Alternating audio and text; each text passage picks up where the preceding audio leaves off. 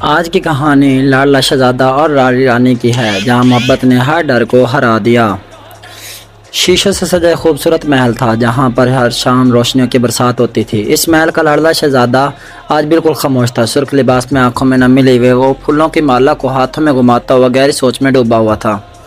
سب کہتے تھے کہ شہزادہ کو کسی چیز کی کمی نہیں، لیکن دل کے راز کبھی زیور اور تخت سے نہیں چھپتے۔ اس محل میں رہتی تھی ایک لاڈلی رانی، نہ صرف حسن میں بے مثال بلکہ دل کی بھی اتنی ہی صاف۔ آج ان دونوں کی شادی کا دن تھا۔ محفل سج چکی تھی، لوگ مسکرا رہے تھے، مگر شہزادے کے دل میں عجیب سی بے چینی تھی۔ شہزادہ آہستہ سے خود سے بولا، کیا رانی واقعی خوش ہے یا صرف میری خوشی کے لیے مسکراتی ہے؟ تبھی ہلکی سی پائلوں کی آواز سنائی دی۔ شہزادی سامنے آئی، اس نے دیکھا شہزادوں کی آنکھوں میں آنسو ہیں۔ وہ قریب آ کر بیٹھی اور نرمی سے بولی، شہزادے آپ کیوں رو رہے ہیں؟ شہزادے نے ہلکی سی مسکراہٹ کے ساتھ کہا، بس ڈر لگ رہا ہے تمہیں کھو دینے کا۔ شہزادی نے اس کے ہاتھ سے پھولوں کی مالا لی، اس کے ہاتھ تھام کر بولی، جہاں آپ ہیں وہیں میری دنیا ہے۔